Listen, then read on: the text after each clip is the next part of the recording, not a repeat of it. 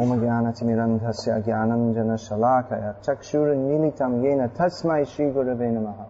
Some different opinions about the origin of the universe. That would mean that there are certain... That wouldn't mean there are 2,000... I wouldn't think that would mean 2,000 distinctly different opinions. But there may be various strains, 2,000 strains of opinions with maybe a few principal theories with different versions of them. So there, among astrophysicists, there are 2,000 different opinions of the origin of the universe. Of course, there are also theories that there is no origin of the universe. It's just there, forever. Just always been there and always will. Now, if we consider there are 2,000 astrophysical opinions, well, there probably aren't more than 2,000 astrophysicists in the whole world anyway. What do you think about that? I mean, how many astrophysicists are there? Not that many, are there? So, it seems that they don't have a very solidified or unified opinion on this. It seems that they all have different opinions.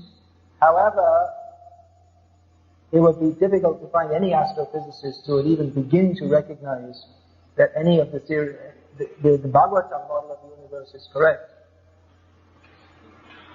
I mean, they may have distinctly different opinions among themselves, but just like in the Bhagavatam, we find that there are 4 elephants who hold up the different directions of the universe, and the whole universe is held on the hoods of Anantanag. And there are other snakes also who hold up the earth. Ananta is one, and there are others also. There are 7 snakes. Maybe they're helping Ananta. So this kind of thing, this is branded as mythology. It's not can't be considered to be correct. It's considered the universal order is held in place by different physical energies, specifically gravity. But the idea that there's a snake, the whole universe is sitting on a snake's hood, doesn't tally with anything that anyone. I mean, no one ever looked in the not microscope or horoscope, but in the telescope, and saw a snake. Of course, if there was a snake holding up the universe, you wouldn't see it anyway. Just like when an ant crawls on your body, he doesn't see your body. It's too big for him to realize. For him, it's just something else. He's crawling. It's too big for him to understand that he's crawling on a human body. So that is one factor, that anything which is very big, it's very difficult for us to see or to say anything about. Previously, people in the Western countries had the idea that the Earth planet is flat, and if you sail far enough, you'll sail off the edge. Because the Earth was so big, they weren't able to understand what it was like. So they concluded that, well, there must be an end somewhere, and wherever we saw the Earth, it's flat. So presumably if you take your sailing ship far enough west of Europe, then at some point you're going to just go over the edge. What's over the edge? They don't know. So there are various theories due to their inability to see. Now our ability to see has been enhanced by modern inventions, telescopes, and by astronomical calculations. Still, they don't seem to be like anything described in the Bhagavatam. How to resolve this? Well, the main devotee in our movement who has started to make some work on resolving this, although it's not a very small job, is Sadaputta Prabhu. He has suggested that the descriptions in the Bhagavatam do not necessarily contradict those of what is observed by modern science, but that the descriptions of the Bhagavatam, they also describe phenomena that can't be seen from our present angle of vision. And there are many things which we can't see. Just like it's said that the Astra, or there's some Sputnik was sent into space and took photos of different planets. Now in the Bhagavatam, the description is of life on those planets, demigods living on those planets, but they're not seen. So how is that? Well, it may be that you can't see them. You don't have the ability to see.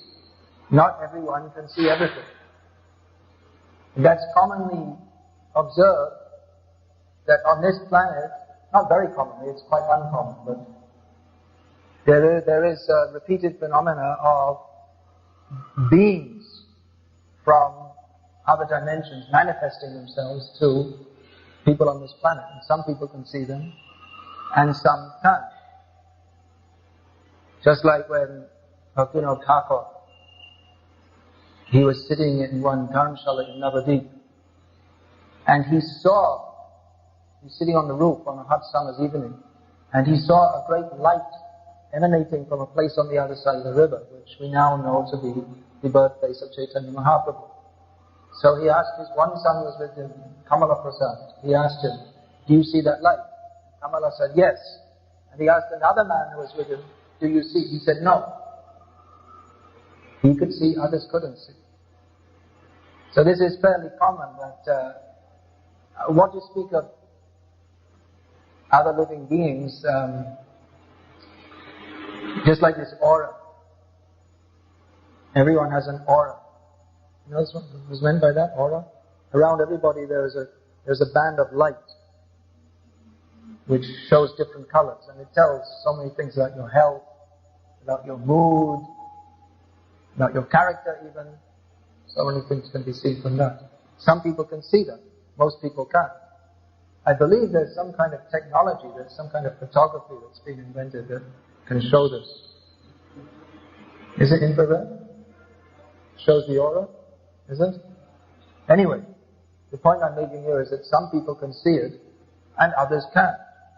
Now some people may reject that, well, we can't see it, so it doesn't exist. That's not very intelligent. Just because you can't see it. The whole of modern empiric science, the whole stance is to reject that which we can't understand. That's why astrology also is generally rejected. Just to give another example. Astrology is a complex science. It rests on astronomy. Without knowledge of astronomy, there's no question of the science of astrology. So it's a very complex science which has been practiced for many years. It requires a tremendous amount of knowledge and intelligence to even begin to understand how this works. But empiricists, or those who profess the empiric method, they tend to dismiss this as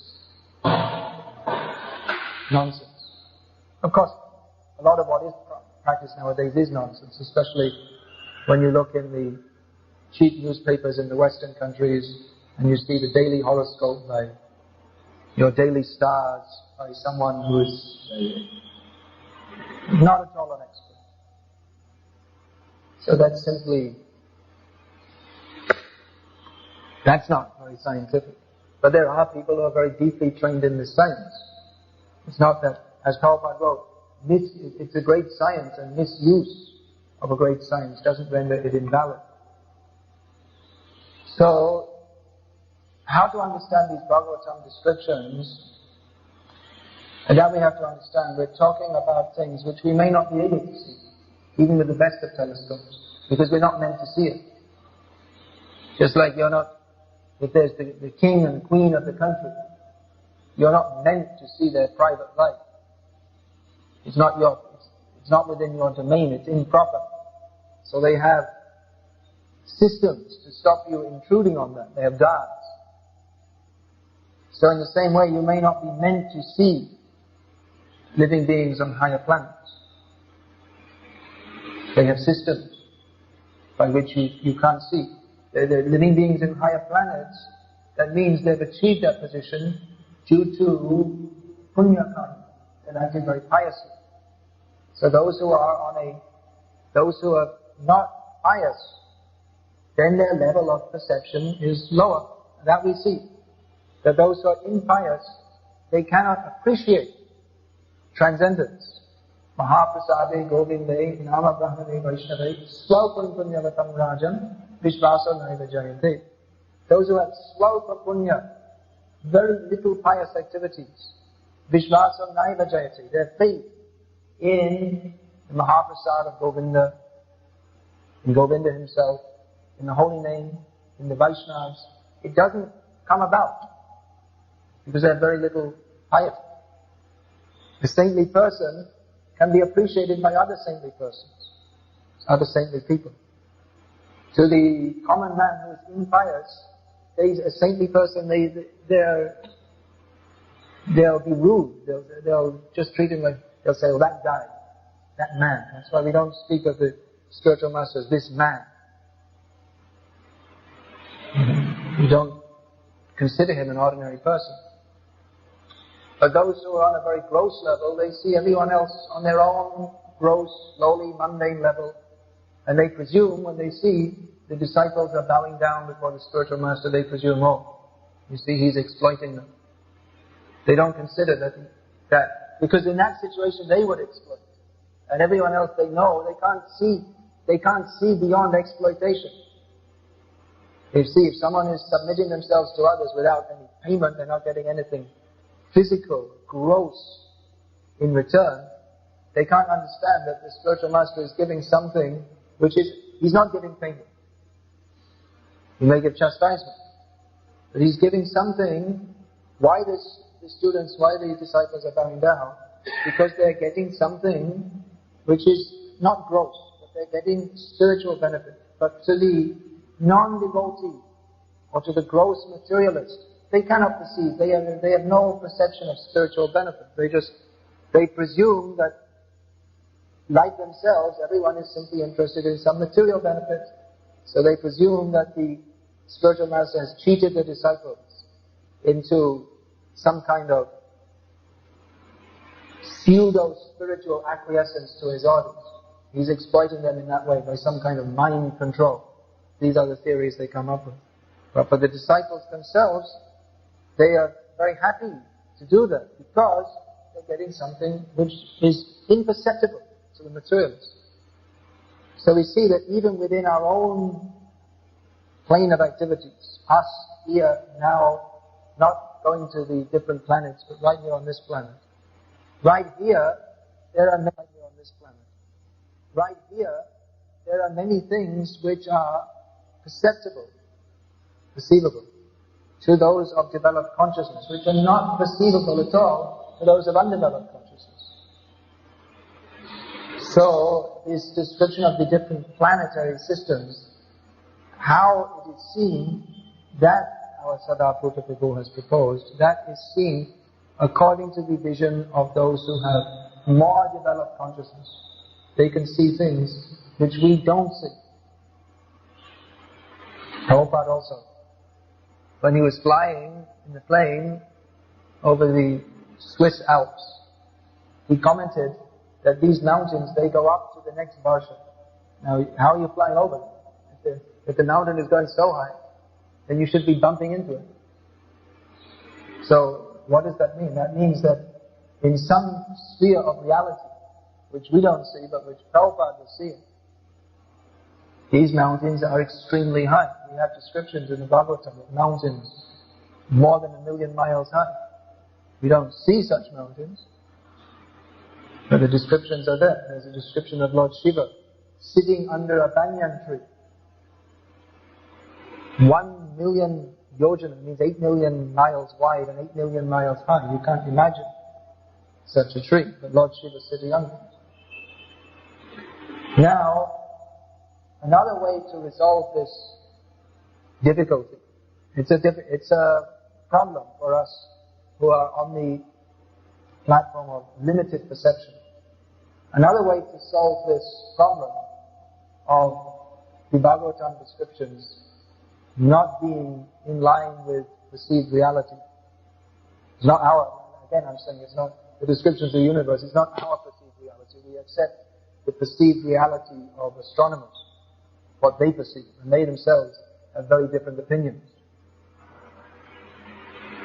Now, another way to resolve this problem is to say that the Bhagavatam, when it's describing Krishna's Leela, then it's fully spiritual, fully correct.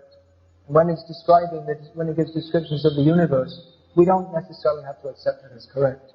This is another way of approaching this problem. To say that the descriptions of the material world, they may be incorrect, but the descriptions of spiritual existence, we can accept them as correct. Now this approach can also be extended to say that the descriptions of Shastra, when they describe, for instance, the four orders of life, Brahmana, Kshatriya, Vaishya, Shudra, and describes the different roles they play, that may pertain to a society of the past, but not to the present society. Therefore, we can discard it.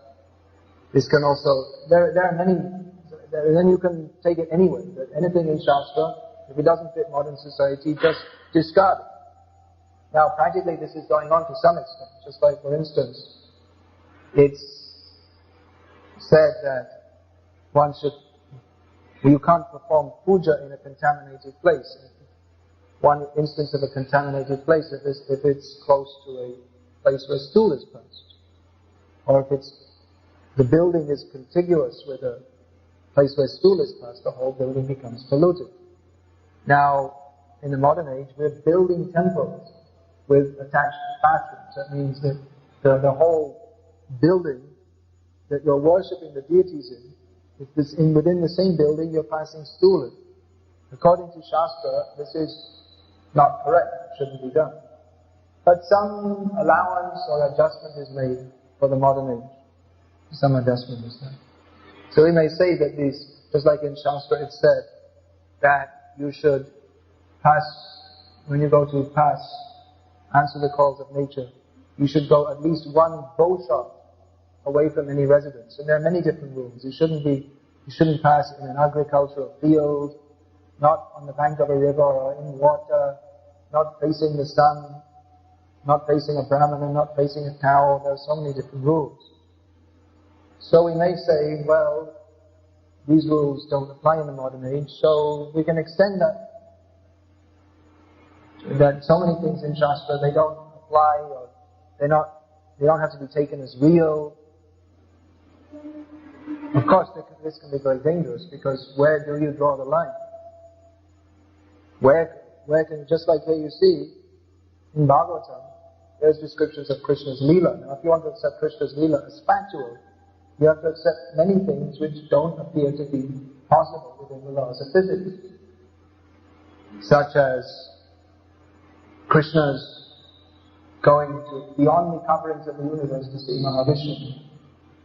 Now, if you accept that well, Krishna's Leela is very nice, but the descriptions of the Bhagavatam about the universe, we don't accept them, then you're going to have a problem, because you find that the descriptions in the Bhagavatam are those of the universe within which Krishna traveled. Krishna went through the coverings of the universe. So if you say that the description of the universe with its 7 coverings is incorrect, but Krishna's Leela, oh, that's correct, that's very nice, then you have a problem, because Krishna went through the coverings of the universe, which you say don't exist, or they're just some kind of primitive idea which is no longer to be accepted. So, Srila Prabhupada's stance was to accept the Shastra, not Srila Prabhupada, all the Acharyas, they accept Shastra to be gospel truth. That saying is there in English, gospel truth. This saying comes from the acceptance that what is in the gospel is to be accepted as true. You can accept it 100% to be true because it's in the Bible. Or in our case, as followers of the Vedic scriptures, we accept it as true because it's in the Shastra.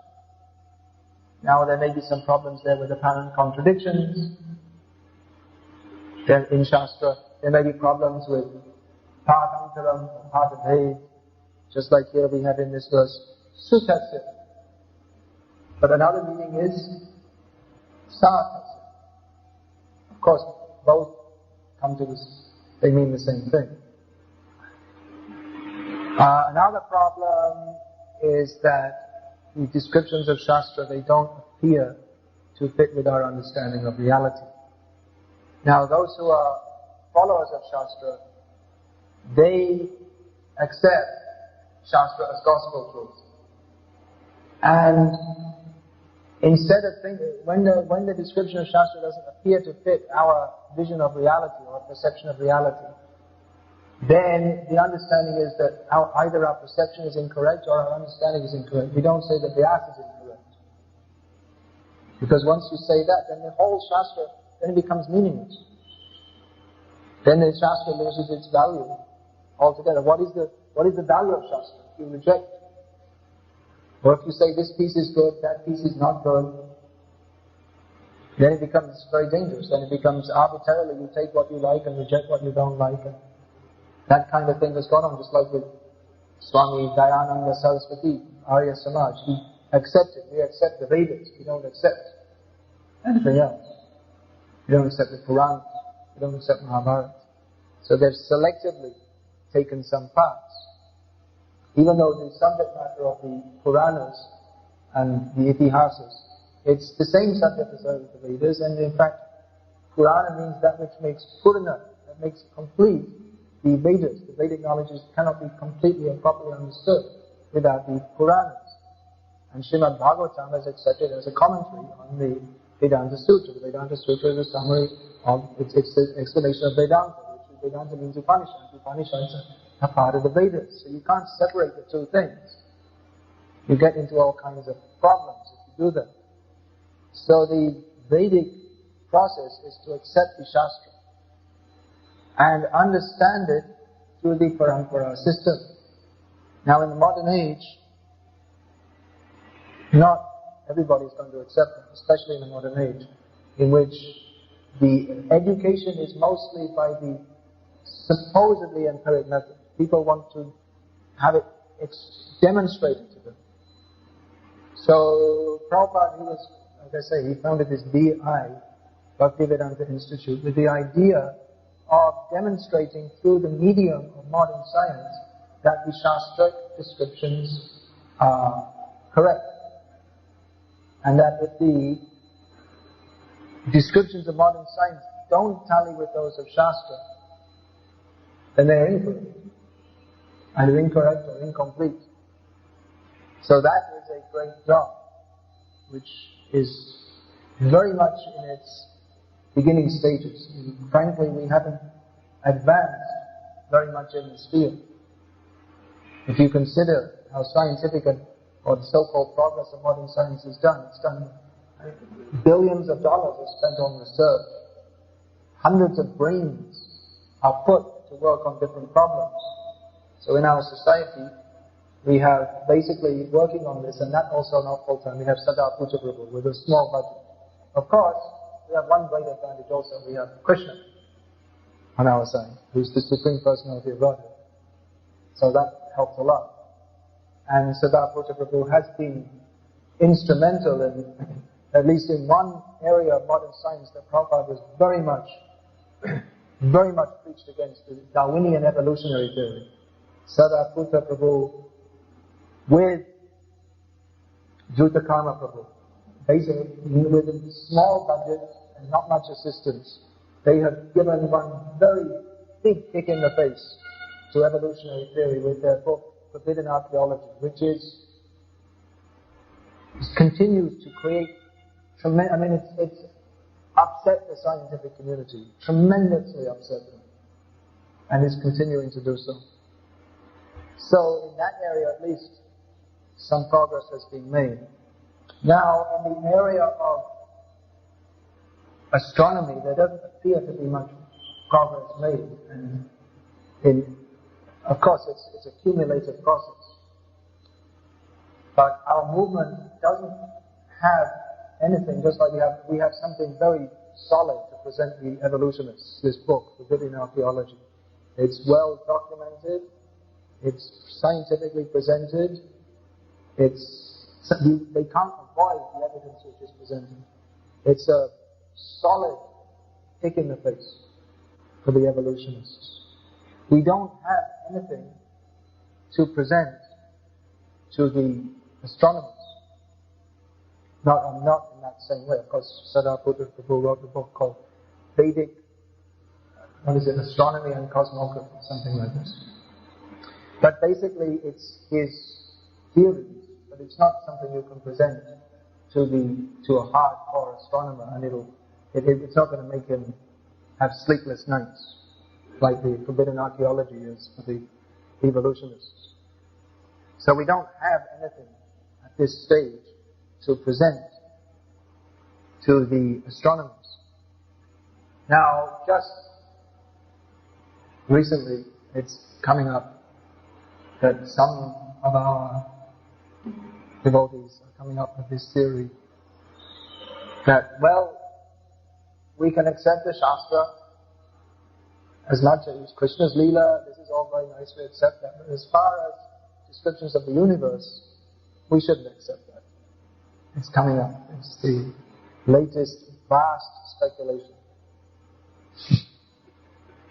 VAST is an acronym for Vaishnava Advanced Studies. It's the name of one conference in which our highly intelligent devotees in our movement get together and dream up incredible theories, such as Vyasadeva didn't know what he was talking about.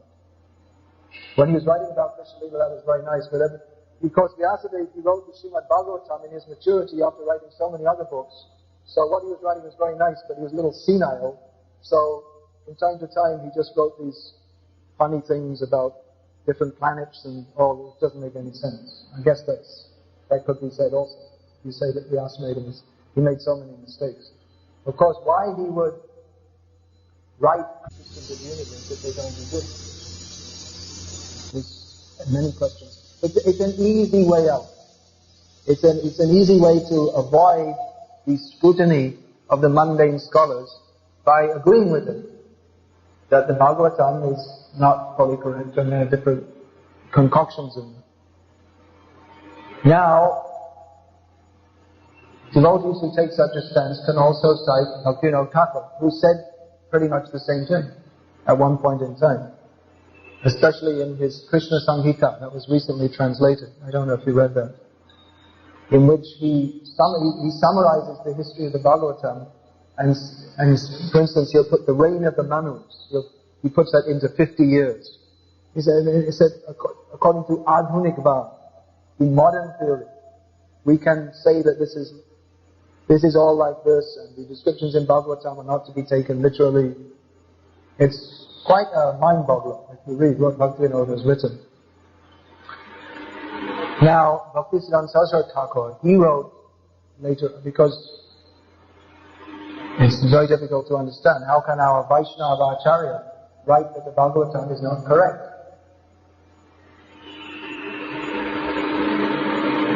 Then Bhaktisiddhanta Saraswati Thakur later wrote in the Harmonist an article called Thakur Bhaktivinoda, in which he explains that Bhaktivinoda Thakur was writing like this just to satisfy the empiricists of the time. At that time, as Thakur Bhaktivinoda himself, in his lecture he gave in Dinajpur on the Bhagavatam, the famous lecture, he admitted that in his youth he liked to read the books of different Western philosophers, and they thought that the Bhagavatam, they didn't want to have anything to do with it. They rejected it because the Christians at that time, preaching in India, they were rejecting Krishna. Krishna is even if you take Hinduism as a polytheistic religion, which it is, if you take Hinduism in the broad sense, then still Krishna is probably the most, among all the gods, as they say, Krishna is the most prominent. If you take the whole of India and the whole of Hinduism, especially because there's the Bhagavad Gita, they're all of Krishna's pastimes, and Krishna's pastimes in particular have formed the basis of Indian cultural life in terms of dance, song, poetry. India's folk culture is more based on Krishna than any other personage in the Hindu Tetrish code, 33 million demigods, if you want to count Krishna as one of them. Now the Christians are saying, well, what kind of religion is this? You see, Krishna in his childhood, he flirted with other people's wives. And in his later life, he told all kinds of lies and cheated to get other people killed. He was always killing people. He killed his uncle. What kind of God do you believe in? It's all rubbish. So the Bhagavatam, and particularly Krishna, was rejected among the English-educated elite, which was a very small number at that time, and in India, concentrated in Bengal. There were more English-educated intellectuals in Bengal. The number of English-speaking people in India at that time was very small percentage.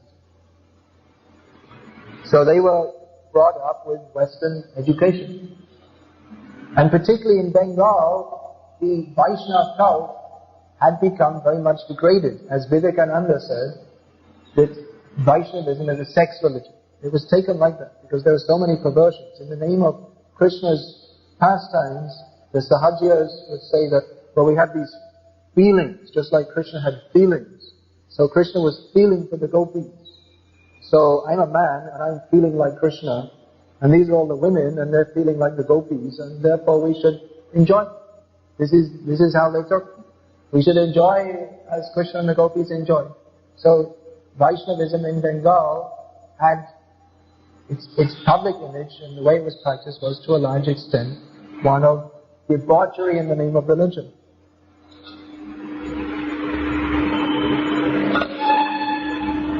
So actually the people in general, especially the educated people, those who were brought up from their childhood with the Western way of thinking, as Bhaktivinoda Thakur wrote, we hated the Bhagavatam.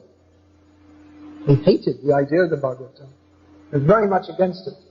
So Bhaktisiddhanta Saraswati Thakur described that Bhaktivinoda Thakur, he wrote these things in such a way just to capture the attention of these people that they could begin to understand the message of the Bhagavatam. Because they wouldn't accept the chronology of the Bhagavatam or so many things presented in it. So Bhaktivinoda Thakur, for their benefit, said that, well, yes, all these things can be accepted with a little adjustment, and he adjusted the reign of the Manus to be 50 years and squashed the whole of the Bhagavatam chronology, which goes over millions of years, into 5,000 years. And he did this just, Bhaktisiddhanta Saraswati Thakur described that he did this just to awaken people's faith in the Bhagavatam so that he could begin to tell them the message of the Bhagavatam. But it may be taken another way also, that those who are addicted to the process of mental speculation and don't accept the transcendent nature of the Bhagavatam, that is knowledge coming from a higher source, they always want to see things through their empiric vision. And Bhaktivinoda Thakur, he did, especially Krishna Samhita, was written for the benefit of such people. However, it's understood that Bhaktivinoda Thakur, he didn't accept the ascending method to understand the absolute truth, because being a traditionalist, ultimately he is a traditionalist in following the parampara. He knew that you have to accept the Guru, you have to hear Shastra explained by a Guru, even though he was writing in Krishna Samhita that you have to apply your mental processes, and he never anywhere wrote that you should hear this Bhagavatam from a Guru. But in his practical life, and throughout all the rest of his writings, he always gave the traditional accepted system that Shastra has to be understood through Guru and through Guru Parampara, not by your own guesswork, not by your own logical processes.